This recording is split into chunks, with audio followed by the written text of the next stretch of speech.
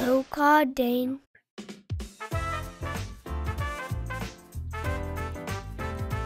Today we'll be examining Persona Q Shadow of the Labyrinth, a 3DS title that mixed the dungeon crawling and battle system of the Etrian Odyssey series with the status-inflicting, character-exploding JRPG masterpieces of Persona 3 and 4. This game is great, and its sequel Persona Q2 was one of the last games to be published on the system. This game has 2 guest characters along with all of the playable characters in Persona 3 and 4. There are 18 in total. Now, a few things before we move into this list. SP or magic in this game is limited and overall ends up costing too much in the dungeons. Using characters with high magic ends up being a game of resource management than anything else. That being said, I do not side on the opinion that the physical attackers are the only viable ones. On top of this, the luck stat is one of the most important stats in the game due to its ability to prevent and inflict status elements, land critical hits, and evade attacks. Characters with high luck will obviously land higher on this list. Oh, and stick around for a bonus list at the end. Now, with all that out of the way, let's get started with the tier.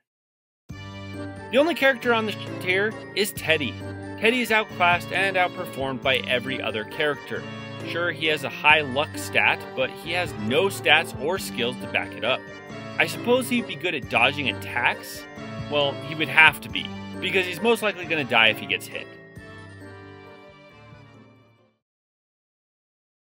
The low tier. Koromaru is the fastest character in the game. This can allow him to get some good buffs off and land attacks, but ultimately he falls short for one reason: his skill pool.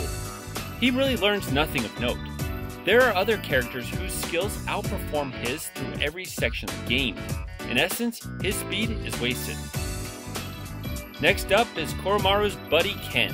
And like Koromaru, Ken holds one of the highest stats in the game, the luck stat. But look, you said... Yeah, shut up. Look, the luck stat is pretty much broken in this game, and we will eventually get to my waifu, a character who uses it well. But Ken has the exact same problem that Koromaru has. He doesn't have the skills to back up his stats. The final 2 characters in the low tier are Zen and Rei. I hesitated to even put these 2 characters in a tier because they're so different than all the others. Because of this, I'll keep this short and let the comments decide if I'm right. Zen and Rei have high stats and some unique skills, but due to the fact that they can't equip and level up sub-personas, you probably are better off using any other character. The mid-tier. Next on the mid-tier, well, we'll just throw these next 2 together. Next on the mid-tier is Yukiko and Yukari. They are both your resident healers and have some of the highest magic stats in the game. Now, as I said earlier, characters who are magic dependent end up ultimately costing you too much.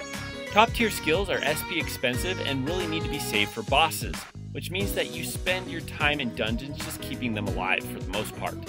Yukari is your best option for a healer, with Yukiko taking the rear. In some team builds they might be necessary, but that doesn't make them good. Next on the mid tier is Mitsuru. Mitsuru is the strongest magic user in the game. She has the highest magic stat and early access to Mind Charge, setting her up as pretty much a nuclear bomb. But her low speed makes it hard to get off important skills early, and ultimately the game system itself ends up hurting her in the end. Now let's move on to Yosuke. Yosuke is probably the closest thing to a support mage in the game. He has high speed, which lets him pop off important skills early in the fight. He does have the disadvantage of having a horrible luck stat, which hurts him quite a bit. His usefulness shines through with normal enemies, but when it comes to boss fights, he falls short. The last member of the mid-tier, and probably the most controversial placement, is Shinji. Shinji is the tank of the game. Literally, this guy is a massive wall. He can tank most hits, and with Yomi Return and a bit of luck, he's even more hard to kill. Ironic, I know. But low speed and no specialty other than not dying really hurts his placement on this list. The top tier. First up on the top tier is another possible controversial choice. Chie is a luck-based beast. She has high strength, speed, and luck stats, which makes her a damage-dealing machine. Depending on some luck, she can actually deal out the most damage of any character in the game, although it's a bit inconsistent. Use her at your own risk, but don't underestimate Chie's raw power when it comes to damage output. Next on the top tier is Akihiko. Akihiko is similar to Chie. He puts out slightly less damage, but is more consistent. Early game, he is easily one of your best characters, but his usefulness and effectiveness in battle slows mid-game and end-game. What keeps him from the mid-tier is his skill Conqueror's title. The next member on the top tier is Kanji. Kanji has low luck. Hello, Karin. I thought, shut up. Yes, he has low luck and speed, so you'll be missing and have very few crits. But his ability to tank hits and the highest strength stat in the game mixed with an amazing skill pool rockets this guy high above the rest. Now for a commercial break.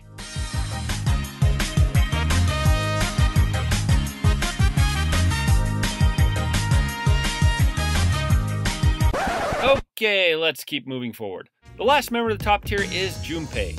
Junpei has Golden Gemini, the god tier. Okay, never mind. I'll go back and explain.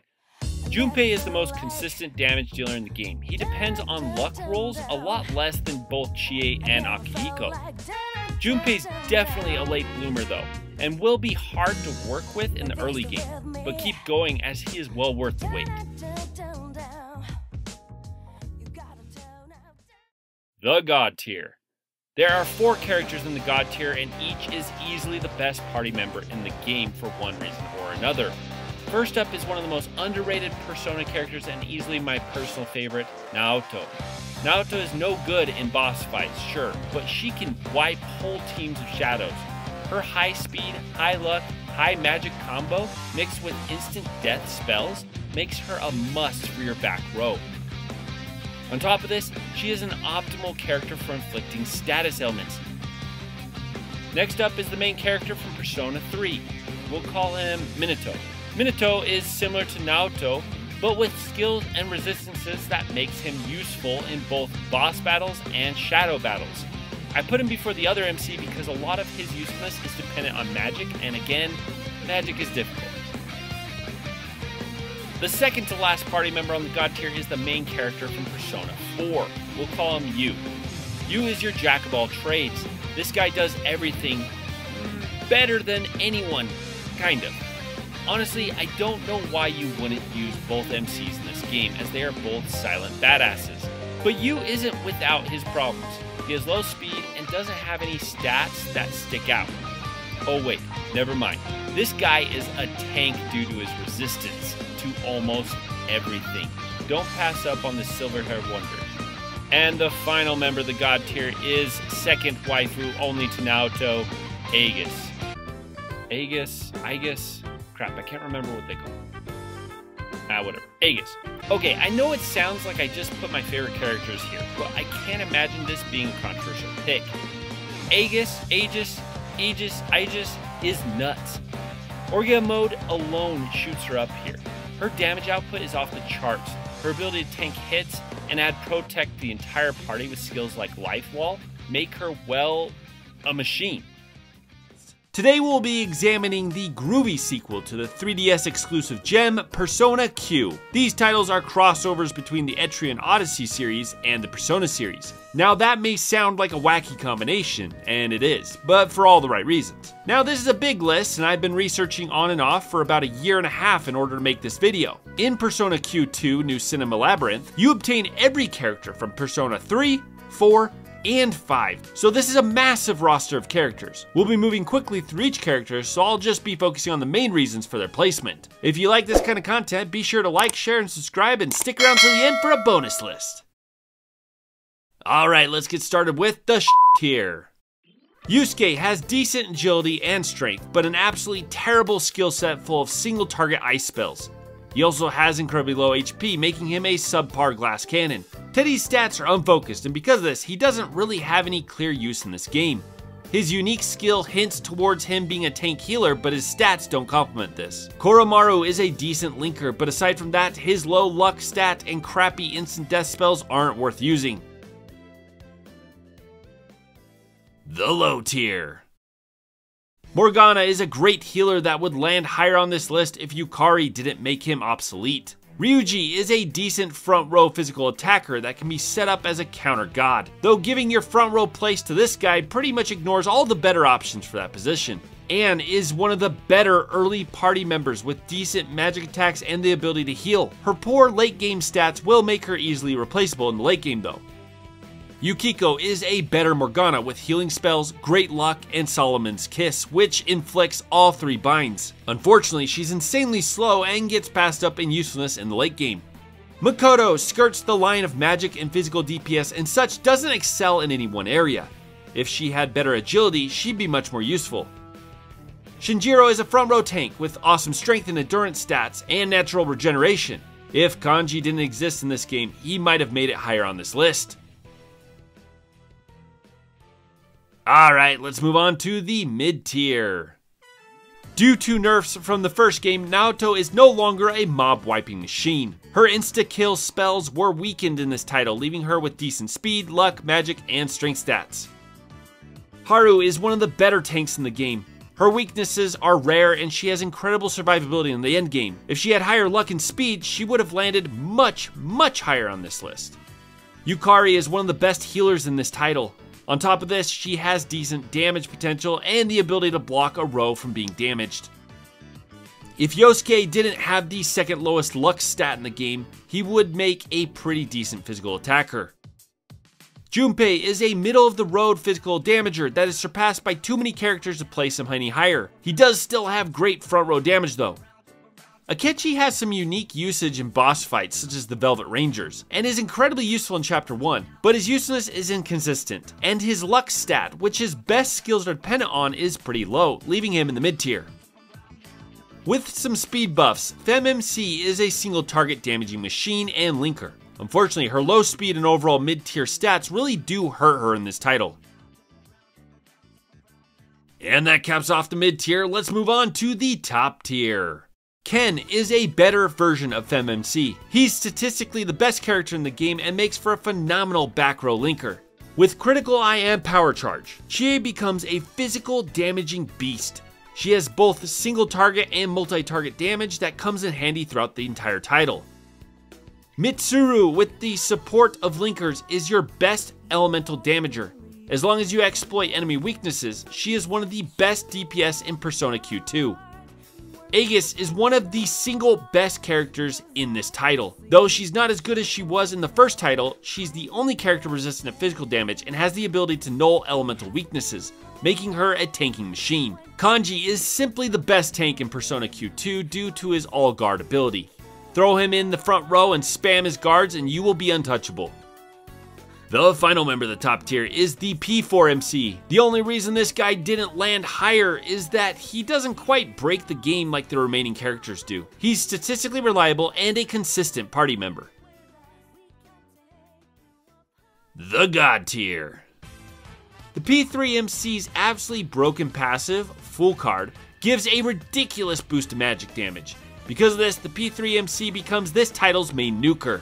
The only thing Akihiko is lacking is multi-hit physical damage.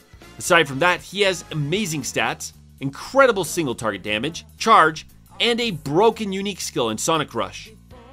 Joker is incredible in this title with the ability to spam high-powered, low-cost multi-hitting attacks that just simply melt all enemies. He's also a required party member on risky difficulty, so overall he's the best character in the game. And that's our list. I hope you enjoyed. Thank you to all my Patreon members, and if you would like to request your own list, click on the link below and join the Pro tier. Like, share, and subscribe, and we'll see you all later. Bonus round. Top 10 coolest Persona characters, go! Number 10, FemMC. Number 9, Yukiko. Number 8, Akihiko. Number 7, Haru. Number 6, Joker.